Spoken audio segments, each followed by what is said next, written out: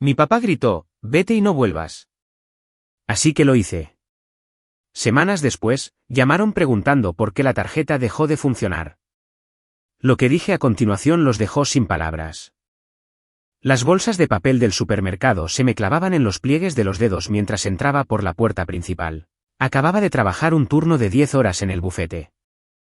Me había saltado el almuerzo y aún así hice la parada para comprar leche de almendras, aceite de oliva y esa marca exacta de galletas saladas en la que mamá insistía. El pasillo olía a limpiador de suelos y a cebolla frita. Mis zapatos chirriaban contra las baldosas. Nadie levantó la vista. Puse las bolsas en la encimera, exhalando. Me dolían las muñecas. Detrás de mí, la voz de papá cortó el aire. ¿Recibiste mi mensaje? Me giré a medias. ¿Sobre qué? Entró en la cocina, con los brazos cruzados y la boca apretada. Tu madre y yo hemos estado hablando. Si no vas a dar un paso al frente y contribuir más, quizás no perteneces aquí en absoluto. Por un momento, pensé que había oído mal. ¿Dar un paso al frente? Vives por tu cuenta, tienes un buen trabajo, pero este hogar se está hundiendo. Tu hermano todavía está viendo qué hacer con su vida. Yo estoy jubilado. Tu madre tiene sus problemas de salud. He estado pagando la hipoteca, dije en voz baja. Los servicios. La compra, casi todo. Actúa como si nos estuviera haciendo un favor o algo, gritó Caleb desde el salón. Sin siquiera molestarse en apartar la vista del televisor. Apreté las manos en el borde de la bolsa. Las galletas se movieron y casi rasgaron el fondo. Miré el recibo todavía doblado en mi bolsillo. 164.48 todo para ellos. No estoy actuando, dije. Mi voz no se alzó. De hecho, he estado haciéndolo. La mandíbula de papá se tensó. No te pongas dramática. Mamá apareció en el umbral. Con los brazos cruzados como un veredicto. Solo queremos que todos pongan de su parte. He hecho más que mi parte. Entonces, ¿por qué todavía parece que te estás conteniendo? Algo en mi pecho se convirtió en piedra. Solté la bolsa. Cayó sobre la encimera con un golpe sordo. Acabo de salir del trabajo, dije. Pero está bien. ¿Quieren más? Les daré algo. Me observaron como si fuera a gritar, a llorar. No hice ninguna de las dos cosas. Caminé hacia la puerta, la abrí, y antes de salir, dije en voz baja. Entonces esta casa ya no tiene una hija llamada Hannah. Me criaron para creer que ser confiable era lo mismo que ser amada. Si podían contar conmigo, yo importaba. Si cumplía, pertenecía. Empezó con cosas pequeñas. Tenía 16 años la primera vez que cubrí una factura de servicios. Mamá había sobregirado la cuenta accidentalmente de nuevo. Usé parte de mi sueldo de la tienda de comestibles para mantener las luces encendidas. Me besó la frente y dijo, eres una niña tan buena. Siempre cuidarás de nosotros. Esa frase se convirtió en una profecía. A los 25, cubría el wifi, el agua y la mayor parte de la compra sin que me lo pidieran.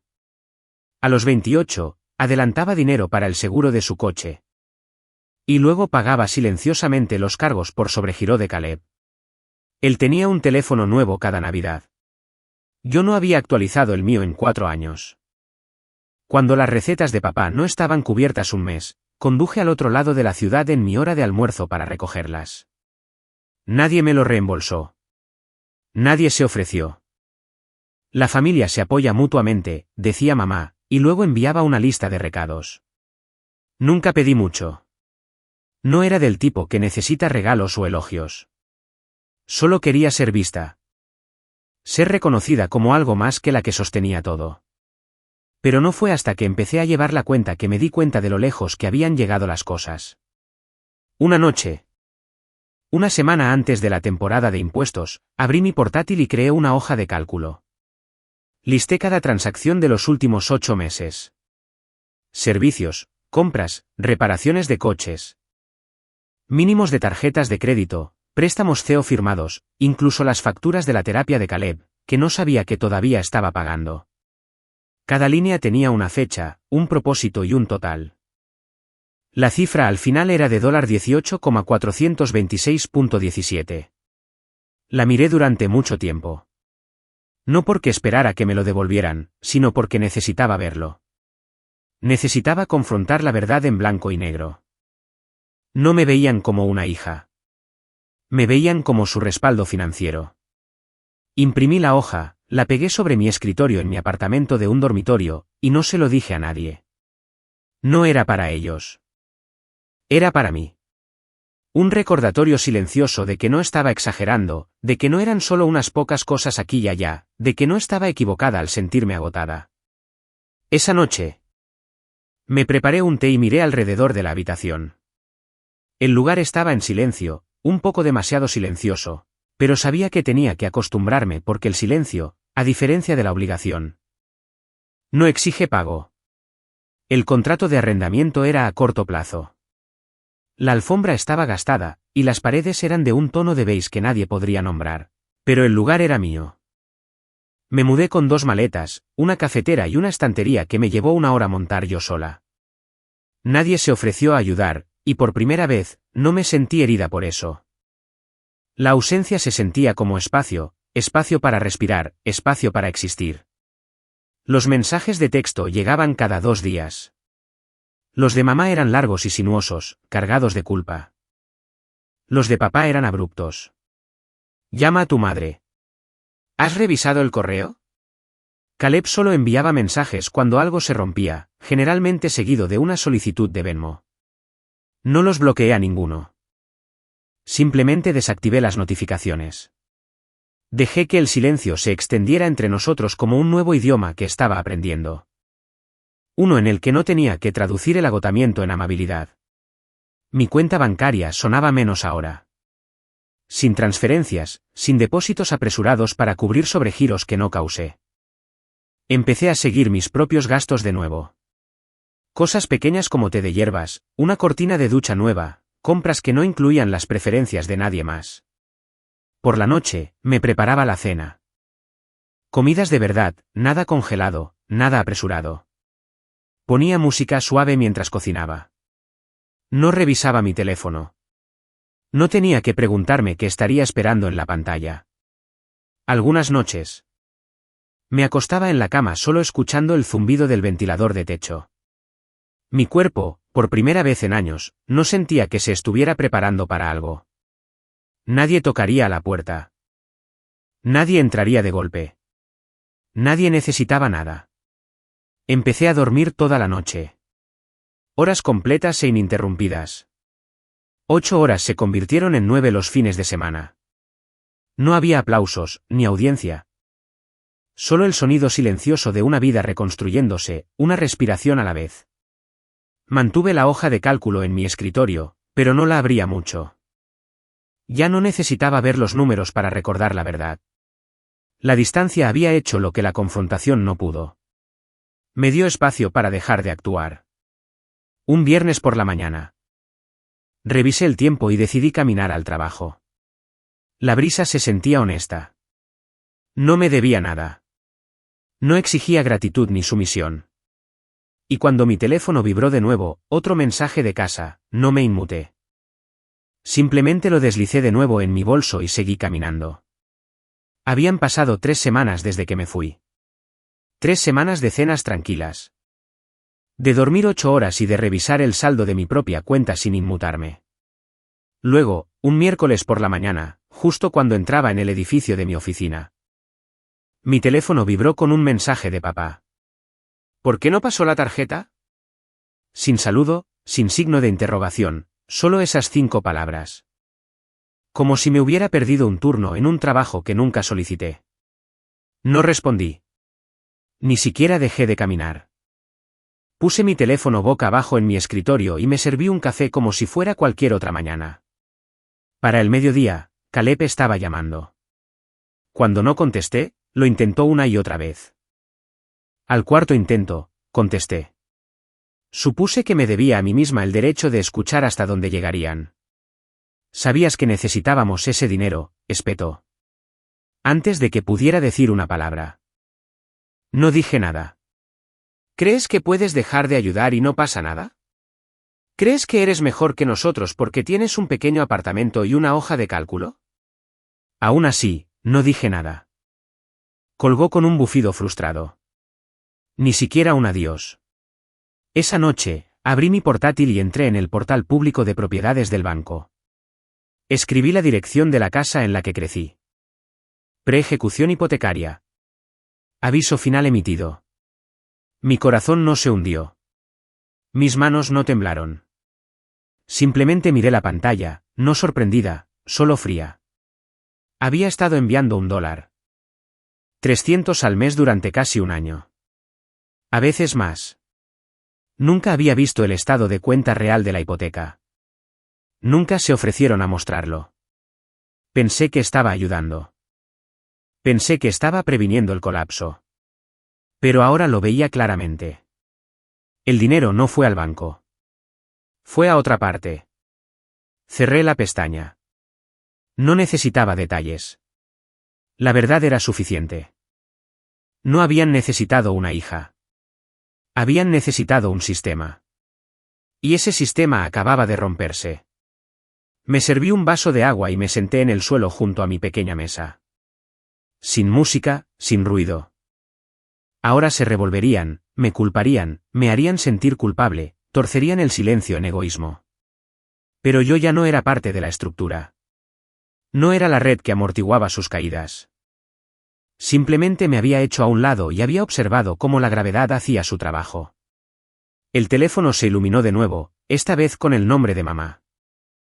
Dejé que sonara sin tocarlo hasta que se desvaneció. No había planeado llamar. Había ensayado el silencio, lo llevaba como una armadura. Pero algo en ver ese aviso final de ejecución hipotecaria me impulsó a la acción, no por rabia, sino por finalidad. Esperé hasta el domingo por la tarde. Siempre estaban en casa entonces. Papá viendo el partido. Mamá doblando la ropa con la tele encendida. Caleb fingiendo buscar trabajo. Marqué el teléfono de casa. Sonó 2 veces. Hola. La voz de mamá sonó dulce, forzada. Hannah. Ponme en altavoz, dije. Una pausa, luego el suave pitido del altavoz. De fondo, oí el crujido familiar de la silla de la cocina, una lata de refresco abriéndose, el crujido de papeles. Estoy aquí. Dijo papá. Igual, murmuró Caleb. Inhalé una vez, con calma. ¿A dónde fue el dinero? Silencio. ¿Qué? Preguntó mamá como si no hubiera oído. Envié más de $1,300 cada mes durante casi un año. Revisé la hipoteca. Está en ejecución hipotecaria, así que pregunto, ¿a dónde fue el dinero? Mamá se aclaró la garganta. Tu padre tuvo un trabajo dental y luego se rompió el calentador de agua. El coche de Ethan necesitaba reparaciones, y el costo de la compra ha sido abrumador. Actúas como si nos hubiéramos ido de vacaciones, intervino Caleb. Surgieron cosas. Íbamos a solucionarlo. No es como si quisiéramos engañarte, añadió papá. Las cosas se nos fueron de las manos. No grité. Ni siquiera suspiré. Nunca me mostraron una factura. Nunca me preguntaron si podía pagarlo, nunca ofrecieron devolverlo. Simplemente asumieron que lo cubriría. En silencio. Hannah, comenzó mamá. Somos familia. No deberías necesitar un contrato. Asentí para mis adentros. Ese es el punto. No tenía un contrato. No tenía mi nombre en la escritura. Ni siquiera tenía un lugar en la mesa a menos que trajera algo a ella. Nadie habló. He leído los correos electrónicos. He escuchado los mensajes de voz. Me han llamado fría, egoísta, dramática. Pero no soy ninguna de esas cosas. Yo era su hija. Me convirtieron en su donante. Una larga respiración al otro lado. Luego la voz de papá, baja y quebradiza. No lo entiendes. Sin ti, lo estamos perdiendo todo. Miré por la ventana al modesto árbol que se mecía frente a mi apartamento. No, dije en voz baja. Ustedes lo perdieron todo en el momento en que empezaron a verme como una hoja de balance. Pulsé finalizar. No por odio, no por ira, solo por conclusión, del tipo que no necesita aplausos ni permiso. Puse el teléfono boca abajo sobre la mesa y cogí el sobre que aún no había abierto. El que tenía mi nombre y su dirección de remitente. El sobre era más delgado de lo que esperaba. Dentro había un aviso final, palabras como moroso, incumplimiento. Procedimiento de desalojo impresas en negrita. Mi nombre no estaba en ninguna parte de la escritura, pero aún así la carta había llegado hasta mí. Como si hubieran querido que la viera. Como si necesitaran que sintiera un último temblor de culpa. La doblé una vez, luego otra, y la partí por la mitad, no por rabia. No quedaba calor. Solo una tranquila comprensión de que esto no era mío para cargar. Nunca lo había sido. Abrí nuestro antiguo chat de grupo. El hilo se remontaba años atrás. Fotos de pasteles de cumpleaños que pagué. Recibos de compras. Emojis pasivo-agresivos. Solicitudes secas. Me desplacé hasta que me dolió el pulgar. Luego me detuve. Una línea. Ya no soy su plan de respaldo. Adiós. La envié. Salí del grupo. Luego los bloqueé a todos. Mamá, papá, Caleb. El teléfono se quedó quieto. No en silencio. La quietud es diferente. El silencio espera. La quietud acepta. Cerré la aplicación del banco que había dejado abierta y abrí otra solo para mí. La había creado hace unos meses, sin saber si la usaría alguna vez. No tenía pagos vinculados. Ni transferencias salientes, solo depósitos, pequeños, hasta hoy. Fui a la boutique de la esquina por la que siempre pasaba de camino al trabajo. El tipo de lugar que solía pensar que era demasiado indulgente. Dentro, me probé un par de zapatos de cuero suave. Me quedaban bien. Pagué el total. Sin descuentos, sin culpa. Cuando salí, no me sentí como alguien que escapaba de algo. Me sentí como alguien que regresaba a sí misma. Más tarde esa noche, preparé la cena solo para una. Serví una copa de vino y encendí una vela que había estado guardando desde la Navidad pasada. La llama parpadeaba constantemente, como si supiera que algo final se había asentado. La hoja de cálculo todavía colgaba sobre mi escritorio, pero ya no la necesitaba para recordarme. El límite no estaba en los números. Estaba en la respiración que ahora tomaba sin inmutarme. Lo llamarían traición, abandono, egoísmo. Que lo hagan. Había dado mi tiempo, mis ganancias, mi energía hasta que me vacié. Ahora había dado una última cosa, un adiós limpio. Y el espacio que dejó atrás era exactamente del tamaño de la paz. Mientras me acurrucaba en el sofá con los zapatos nuevos junto a la puerta, abrí una nueva pestaña en mi portátil. Una que no me había atrevido a abrir en años, y empecé a buscar vuelos. La mesa del comedor era pequeña, pero contenía más que suficiente. Una olla de cocción lenta con lentejas. La famosa salsa de espinacas de alguien, rebanadas de pan de maíz, todavía calientes en el papel de aluminio. Las risas llegaban desde la cocina mientras Nora y Adam discutían sobre quién hacía el mejor chili. Mi contribución se sentaba modestamente en el centro, barritas de limón hechas desde cero. No había sido anfitriona de nada en años, no porque no pudiera, sino porque nunca se me ocurrió que la gente pudiera aparecer sin esperar nada más que un asiento y una historia. Nos sentamos con las piernas cruzadas en el suelo, con los platos equilibrados sobre servilletas de papel dobladas lo justo para parecer pensadas. Hacía calor, no solo en el apartamento, sino en el sentimiento, sin forzar, simple. En un momento, alguien preguntó por qué nunca hablaba de mi familia. Fue casual, no indiscreto, solo curiosidad. Hice una pausa, luego sonreí. Algunas historias es mejor dejarlas cerradas, dije. Nadie insistió. Simplemente asintieron y siguieron comiendo. Más tarde esa noche, después de lavar los platos y que las risas se desvanecieran en el silencioso zumbido de mi apartamento, me serví una taza de té de manzanilla y me senté junto a la ventana. El romero en la maceta a mi lado finalmente estaba brotando. Las hojas todavía eran pequeñas, pero olían fuerte cuando las aplastaba entre mis dedos. Había empezado a plantar cosas en primavera. No solo hierbas, sino hábitos. Los sábados, iba al mercado de agricultores. Los miércoles, tomaba una clase de yoga. Algunas mañanas, caminaba antes del trabajo sin revisar mi teléfono. Y en los momentos de silencio entre todo, escribía listas, libros que quería leer, lugares a los que quería ir. Men estaba en la cima. No conocía a nadie allí. Ese era el punto.